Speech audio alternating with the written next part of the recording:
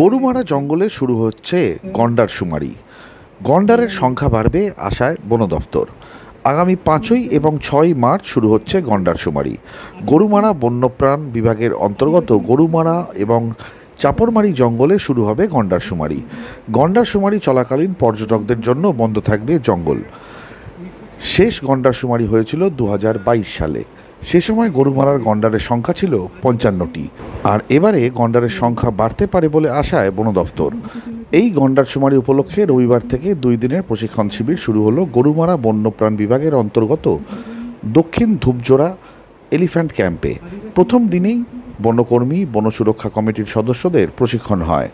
আগামীকাল দ্বিতীয় তথা শেষ দিনে পরিবেশপ্রেমী সংগঠনের সদস্যদের প্রশিক্ষণ দেওয়া হবে।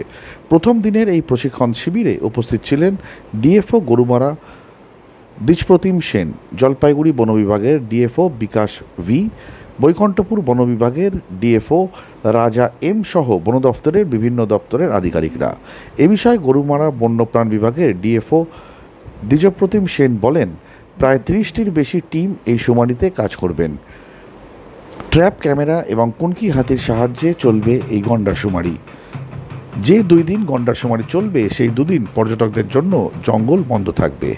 এর আগের গন্ডার শুমারিতে প্রায় 55টি গন্ডার দেখা গিয়েছিল, তবে এবার এই সংখ্যা বাড়বে বলে আশা করছি। সত্যম নিউজের বিশেষ রিপোর্ট, জলপাইগুড়ি। চলবে কি প্রোগ্রাম রয়েছে টোটাল? আচ্ছা, এটা 5th আর 6th rhino population estimation, rhino census হবে। এবার আমাদের Gorumara national park, Chapramari wildlife sanctuary আর ওদিকে সিনক্রোনাইজড হতে জল্লাপাড়াতেও হবে। আর আজকে যেটা প্রোগ্রামটা হলো, আজকে আর কালকে হবে stakeholder consultation, refresher training, আর আজকে ইনঅগ্রাল সেশন ছিল, যেটা আমরা আমাদের জেএফএমসি মেম্বারসদের সাথে শুরু করলাম। বলছি স্যার, যেটা লাস্ট হয়েছিল সেন্সাস, সেখানে রাইনোর সংখ্যা কত পাওয়া গিয়েছিল? এবং সেখানে 55 অ্যারাউন্ড ছিল, আর তারপর থেকে ইট ইজ এক্সপেক্টেড যে ইনক্রিজ হয়েছে। মানে কি দেখতে পেলেন আপনারা এখনো এতদিন পর্যন্ত, যেটা আপনার আশা দিচ্ছে যে সংখ্যা বাড়তে পারে? হ্যাঁ, আমাদের যেটা এতদিন অবধি, যেটা আমাদের ফিল্ড এক্সপিরিয়েন্স, যে এতদিন ধরে তো স্টাফ ডিউটি করলো, সেখানে আমাদের মনে হচ্ছে যে একটা রিজনেবল ইনক্রিজ হবে হোপফুলি। কোন পদ্ধতিতে এই চেষ্টা চালানো? এটা এনুমারেশন ব্লকস প্রথমে বানানো হয়েছে, যেটা আমাদের ফরেস্টের ভেতরে কম্পার্টমেন্ট হয়। রেঞ্জের আন্ডারে বিট আর বিটের আন্ডারে কম্পার্টমেন্ট থাকে, তো অ্যাবাউট 3 to 4 স্কোয়ার কিলোমিটার মতো এক একটা কম্পার্টমেন্টের সাইজ। সেই এনুমারেশন ব্লকসের মধ্যে আমাদের টিমস থাকবে।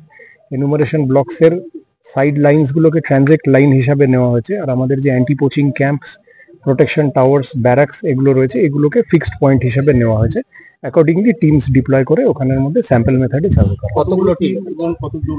আমাদের এখানে প্রত্যেকটা enumeration block, about 30+ enumeration blocks আছে। প্রত্যেকটা এনুমারেশন ব্লকের জন্য একটা করে ডেডিকেটেড টিম থাকবে। আমাদের কাছে যা কুনকিজ রয়েছে সবই আমরা ডিপ্লয় করব এই 2 দিনের মধ্যে। তো আমরা ন্যাশনাল পার্কটাকে ক্লোজলি রাখা হয়েছে, যাতে সেন্সাসটা রাইনো স্ক্যাটার না করে যায়। তো আমাদের সব কুনকিজগুলো ইউজ হবে, যেগুলো অ্যাডাল্ট কুনকিজ। ওই 2 দিন ঢুকলে এই জন্য প্রবলেম হবে, কারণ রাইনো পপুলেশন গুলো স্ক্যাটার করে যাবে, আর তখন আপনি গুনতে পারবেন না ঠিক করে। রাইনোর নামকরণ এটা একটা চেষ্টা, যেটা আমরা বরাবরই করি। অনেকগুলো রাইনোর নামকরণ করাও হয়েছে, এবারও আবার চেষ্টা করবো, তাহলে কি ট্র্যাক করতে সুবিধা হয়।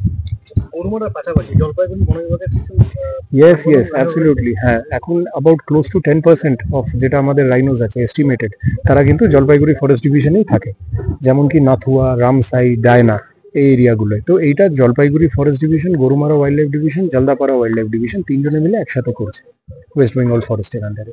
কোন প্রযুক্তির ব্যবহার কি নেওয়া হচ্ছে? যেটা আমাদের ট্র্যাপ ক্যামেরাস এক্সিস্টিং ওইগুলো রয়েছে। ড্রোন ডিপ্লয় করাটা একটা ইস্যু, কারণ স্ক্যাটার করে যাওয়ার চান্স থাকে। But other than that, mostly আমাদের ট্র্যাপ ক্যামেরা ভিজুয়াল কনফার্মেশন হবে, এইভাবে ওটাকে ট্রায়াঙ্গুলেট করা। নতুন করে কি ট্র্যাপ ক্যামেরা এর জন্য বসানো হয়েছে?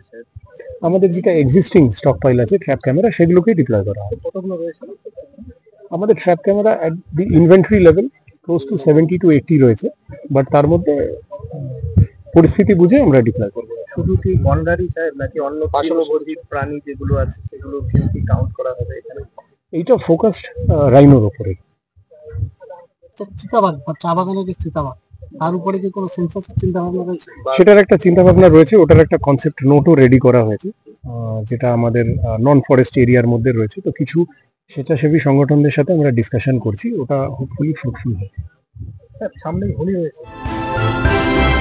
ভয় নয়, আপোষ নয়, শুধু সত্য খবর পরিবেশনার প্রত্যয়। সত্যম নিউজ।